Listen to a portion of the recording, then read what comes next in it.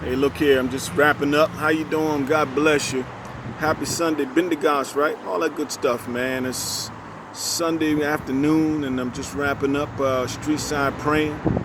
Hey, look, I'm going to tell you some awesome stuff happening out here on the street. We get outside the four walls of the church. We have the bear on this world, which is prayer. If we really believe in prayer, then why not bring it to change our environment, right? So the question is, do we really believe that this is a powerful thing and it works or not? If it's not, stop faking or work harder on asking, praying for your faith to be improved. But trust me, that can be a scary proposition, right? But the reward is beyond this planet. Last night I had a great birthday gift party. Some of my friends came over. We fried some fish. Still gonna fry some leftover today. We ate well. We played games. We laughed. We joked. I didn't get a chance to dance. I like to dance, right? But I had a great time last night. But really, and we're supposed to enjoy the things. God gave us this life so we can enjoy it. That's the truth. But we're not supposed to pursue pleasure and pursue the things of this world. So. I really get my fulfillment in serving. Serving what? Serving God, right? So how do I serve? I've seen better preachers than me. I definitely know a gazillion people that know Scripture better than me, right? I read my Scripture, try to grow in that. But what do I have to offer? I can pray for people. I can care. I can love them. It's the most important thing that the Scripture says to do, right? Not get dressed and look pretty on Sunday. Not even attend each and every Sunday. Scripture says your first commandment is to love God with all your heart and your soul, and love your neighbor as you love thyself. A lot of us don't love ourselves, right? Don't really understand what love is all about. But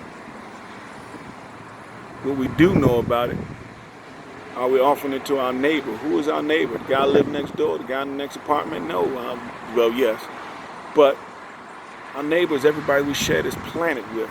So the question is, though I had a great birthday party and plenty of food and friends and I had a good time, it doesn't really fulfill me the most. What fulfills me is getting out here on this street on Sunday and praying over people. Two people walked up and truly you can tell their condition is busted up. You meet people out on the street. People don't have no intention on going to church. People that, they're not in church faking. They're not in church with, looking nice. Not in church thinking about, the football game coming on later on. But these people are just out on the street and they see the tent and they're like, yo, I need prayer. Yeah, you can pray over me. And they just sent and led in their rawest form. There's no, very little faking and deceit because they didn't come for that, They're desperate. They're hungry. They know they need something. And what they get? They get prayer. So what do you have to offer? You can pray for people. You can pray for communities. Nobody don't show up. That's great. You pray for apartment complex. You know what bad an apartment complex is? Drug addiction, crack, meth, heroin, whatever. Of course, with that is going to come the whole bevy of crime after it, from what they call human trafficking now, called prostitution in my day. Prostitution, child trafficking. That's a horrible thing. So many women are going missing in America. 64,000 to 100,000 women just going missing in America. We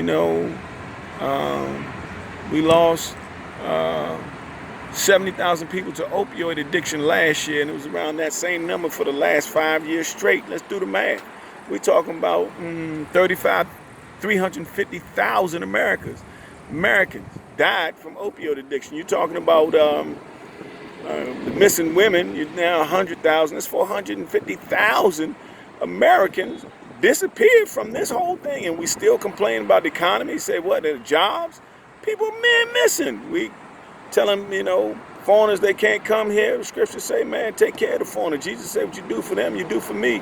So I'm not going to get into political debate, but just our heart and our souls as people who love Christ, who follow Christ, we have a first commandment, the great commandment, love our neighbors. You figure out the rest how it works for you. I'm not here for political discussion, but the point is that, America is crumbling. Americans are disappearing. people that's left over living at the poverty rate, working all these hours, you know, for nothing. This thing, this fabric is collapsing. So what are we gonna do? What do you do? Jacksonville, we were, you know, upset about and prayed over those mass murderings a couple weeks ago, mass killings. But at the same time, Chicago has 65 shootings? About 10 dead. Jacksonville, man, you know, folks are killing each other like it ain't on tomorrow. All that's not newsworthy. Nobody's on the news about that. What about these problems? So when we talk about, you know, issues to fuss and cry about and make political issues, we're not making about, you know, 70,000 of our brothers and sisters dying from drug overdoses. We're not fussing about that. Why not? Another 70 to 100,000 of our women and girls disappearing. We're not fussing about that. Why not?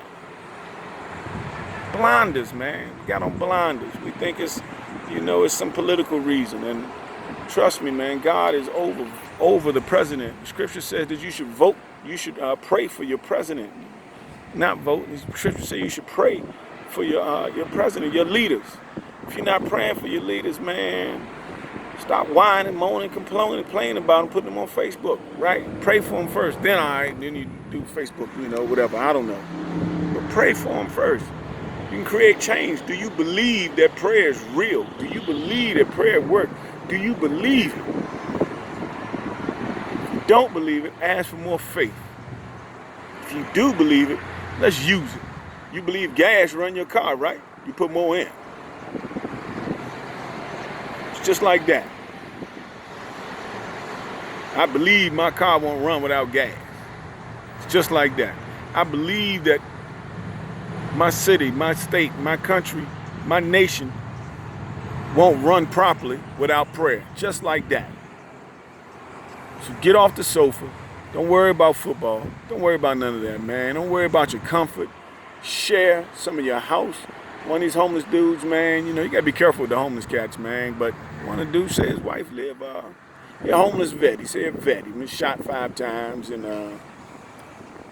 now he got stage 4 cancer. Like everything bad in the world can happen to this guy, man. He said his wife in one of these tent cities down here on 103rd Street.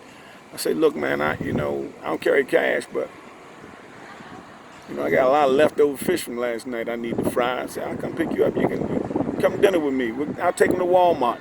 We'll buy some panties for his wife. She's living in the woods. You know, she got feminine hygiene needs. You can take a shower at my house. Put your clothes in the wash machine before they even get, you know, any bugs in it that, you know, hey, man, that come with living in the woods, right? Bugs. If any of that get loose, we're going to throw them clothes in the wash machines and y'all get in the shower.